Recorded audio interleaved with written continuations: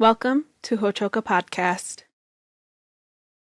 My country, 'tis of thee, sweet land of liberty, my pleas I bring. Land where our fathers died, whose offspring are denied, the franchise given wide, hark while I sing. This stirring takeoff on Samuel Francis Smith's My Country, 'Tis of Thee begins our conversation on the final 2 decades of the life of Zitkala-Šá. Hello, Mitaki Yepi, and welcome to Hochoka here at the center of St. Joseph's Indian Schools campus. I'm Scott Wooster, today's Hochoka host, and I'm glad you've joined us for our part 2 of a 2-part series about Zitkala-Šá. Rejoining us today is alum Larry Jandrew. So welcome again. Good to have you here again. Good to be here. We packed a lot into the first session, and we left off with the Sundance Opera. Zitkala-Šá was living in Utah at the time with her husband and working with the Ute tribe, had written this opera, could ride off into the sunset with everything that she's done in her life up to that point. But she doesn't. What happens then? Well, one of the things that she wrote an article called I Am Pagan. Okay. And one of the things I picked up on that was, and I think there's been historians and authors that have taken that up, sometimes in a negative way. Mm-hmm. And my interpretation of it, and having the appreciation for the outdoors, I do outdoor photography, and I get a sense of spiritualism when I'm out there listening to nature and everything like that. And I think that was a big emphasis of what she was trying to put out there to whoever would listen. But different people would pick up different connotations and or their theory of why she said that.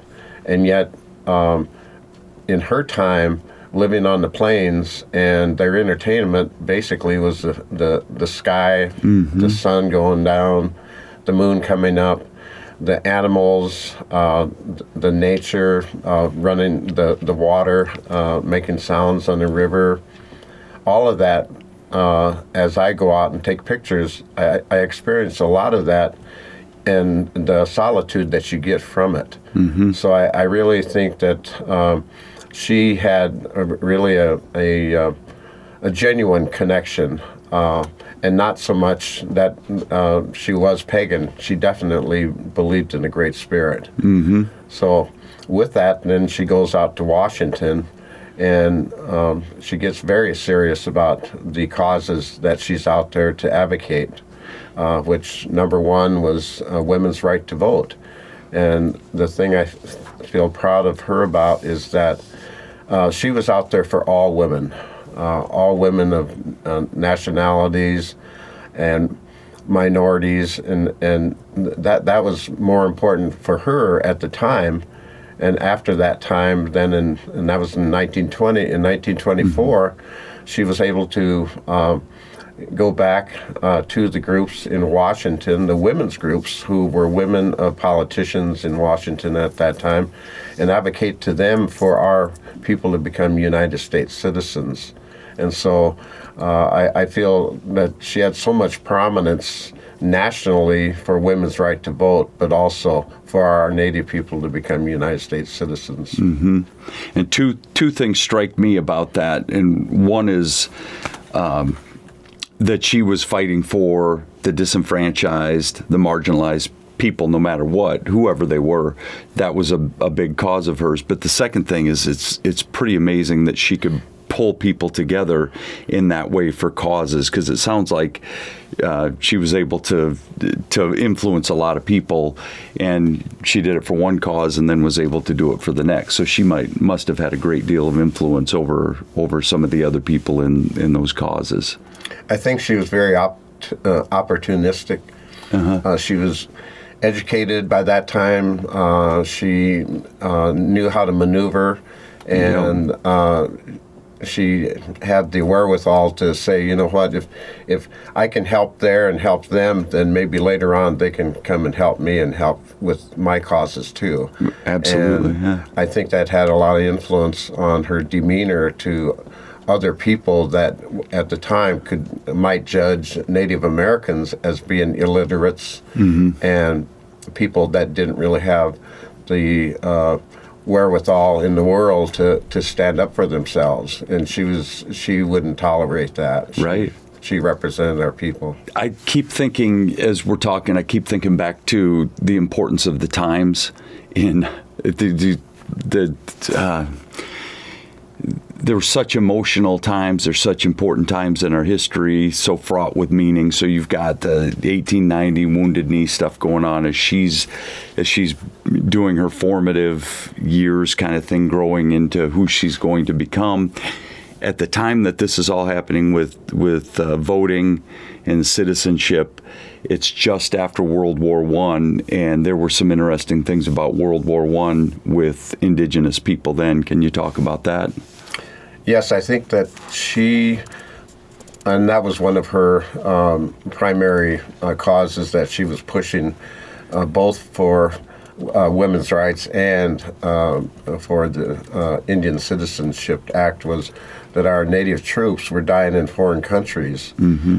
But yet the ones that were coming back were still somewhat second-class citizens because they were wards of the government. Mm-hmm. So in view of that, even in the sense of voting, there were laws out there at that time that eliminated even some of our veterans from voting, even after the Voting Act was passed. Mm-hmm. So, but she used it at the right times to stress the importance. And I think one of the things I've read about quite a bit is wardship compared to citizenship.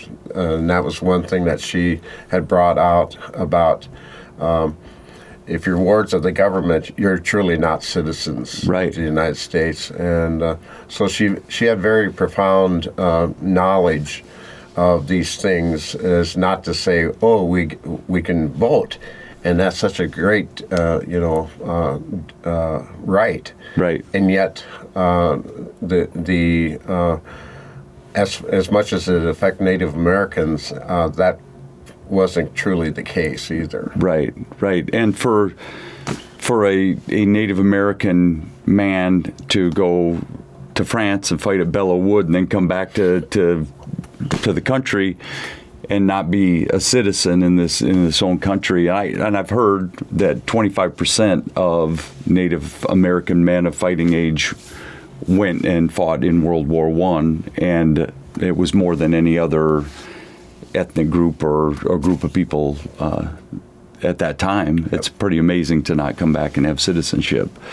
And she didn't stop there, right? So you could, again, I've said it before, but you could have those two acts that you're part of. I mean, it wasn't her totally, but it was a collective work of people to get those two things passed. She still does more after that. I kind of find that if there was an injustice, kind of a Steinbeck sort of thing, there I will be. I'm going to go fight for this cause. I also heard she was down in Oklahoma, and people that have been watching movies or reading books have seen Killers of the Flower Moon. Probably no surprise that she was down there. Yes, and I've actually have some documents that I've been able to obtain that were sent to me from archives, and they relate to her actual conversations and interactions with Oklahoma natives to the point of her going through and actually kind of at times she was staying down there and interacting with these people mm-hmm. and getting a real sense of what they were going through. Mm-hmm. And the more she learned, the more she was able to bring out to the legislature in Oklahoma. And she had put her heart and soul into it, mm-hmm. as if that was as important as the right to vote or Native American citizenship. and that was a major achievement to her. I mean, but in her way of thinking, I believe that she didn't stop and wait for accolades to come her way. Yeah. She kept on going, and she kept on fighting for them people. Exactly, and I think it has to be because of her clout and credibility in Washington that she could be effective in a situation like that where she was down there too. You said off air, you mentioned, I don't want to steal it from you, but there was a mention about the jalopy. Can you say that again? Yeah, one time they said when she went down to Oklahoma, she put on 10,000 miles in 1 year on a jalopy. Yeah. And that's incredible. I mean, it's almost unfathomable. Yeah, and so unfathomable that I said to you, is that literal or you figurative? And you said it's literal. She put the work in.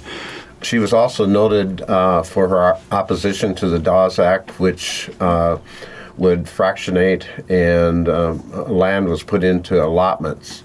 And part of the issue down in Oklahoma was part of that, and that gave her a lot of knowledge of how the United States government was obtaining land with oil on it, and she was vehemently against the Dawes Act. And to this day, we have fractionated lands that are, I have some land, not so much land, I have mineral rights, and my number is .00007. There's just there's no way any single owner can own any of that, or the mineral rights. Right. But those are the things that she had seen that many years before us, and some of these things have not changed to this day.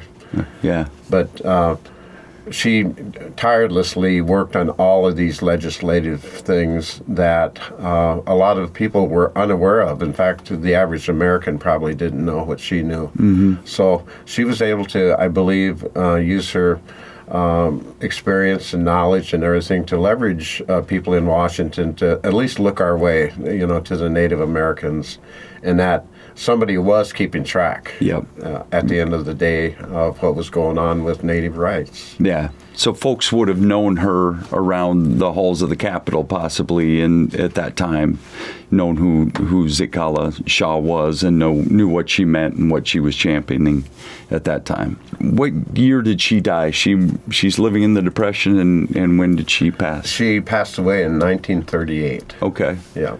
Just before the World War II. Exactly. At what age? She was 63. Okay. Yeah. And I imagine that folks could be forgiven for kind of forgetting her impact for a while. There was a lot going on at that time, right? Trying to keep world peace and whatnot. And World War II. In those years of the Depression, the war, and everything like that, she was very proactive in Red Cross and other humanitarian causes that supported our troops. Okay. Yep. And when they would come back. Yep. So there's a lot more that she did behind the scenes that has never been exposed too much and or appreciated. Yeah. Yep. And again, she wasn't one of them people that had to be out in front of everybody and pound it, I did this. Yep. She knew what she did, and she kept on going. Had the humility too. Yep. And we've come to the end of her life, and we've only scratched the surface here with a couple of sessions on Ho-Chokeh, but so much more that we could talk about. But why minting? Why did it come to this? Was she almost sort of rediscovered now for that? I believe she was somewhat by. And to this day, I have not found out who might have been a sponsor to actually take it to the U.S. Mint, which that has to go through a commission process and everything like that. But I've been in contact with some people that know of some of the people that are on that committee. And I really haven't gotten any clarification on that. Yeah. But I believe that somebody picked up on the prominence of her for all people. And every cause that she was out there about was something that we need to relive, bring back, appreciate, and push on to our young people that they can do everything and anything they want. And we have much more resources than she did. So we're talking about coins and minting coins, and I don't know all that much about that process, how that all works. I'm astounded that she has her coin, and I'm proud that she does. But I do think it's interesting, and I'm going to read this because I think it's important to know this, and I want to get it right. But since 2008, the United States Mint, they struck code talker medals for every tribe that used their native language in World War I or World War II to relay secret messages in the war. And it's extremely important. Most of the South Dakota tribes have those medals. And our viewers can go directly to the United States Mint website to find out more about that. But I would caution them, go straight to the U.S. Mint site rather than to a coin collection site. Get the accurate information. I'm guessing there's information about Zitkala-Šá on there, though. I think what's significant about this is that and what's unique about Zitkala-Šá and that coin is it's one of only 20 coins in the American Women Quarter Series that began in 2022, ends in 2025. There's 4 Indigenous women in the series. Wilma Mankiller, who's the first woman elected principal chief of the Cherokee Nation. Edith, and I don't want to get the name wrong, but Kanaka Ole, Indigenous Hawaiian composer and custodian of Native culture and traditions in Hawaii. Maria Tallchief, America's first prima ballerina, and Zitkala-Šá, whose coin says, and I quote, writer, composer, educator, and political activist. Do those 4 words sum it up for you, or would you add anything else to that? I would definitely add that she was a suffragist for all women as well as all Native Americans in the United States. Yep. And I just want to say I've said it before, we've scratched the surface. There's so much that you can find out about her. There's a website for our viewers that you can go to at Native Hope. That website will be listed on your screen during this process. You'll see that up there. So there's so much more that can be learned. There's books. You've got books. We're just giving a thumbnail sketch of her. But through all this, I see why you are so proud of her. I can see the influence in her way of thinking on you, just in the way you approach people and the way you're trying to make the world a better place. And so I want to say that it's been an honor to hear about her, to learn more about her, and it's been an honor to have her relative come in and share this information. So thank you, Larry. You're welcome here anytime. Love the stories, and I love the way you present them. So thank you for being here. Thank you, Scott. Absolutely. I appreciate everything that the school has done for all of our kids from all reservations, and I believe that her spirit lives here too. Absolutely. In a good way to promote these young people to be much more than even we were in our day. So. Absolutely. I think she's a great motivator. Thank you. And to our audience, thank you for joining us here at the center of St. Joseph's Indian School campus at Ho-Chokah, where we talk about issues that are central to Native American education today. Until next time, stay centered.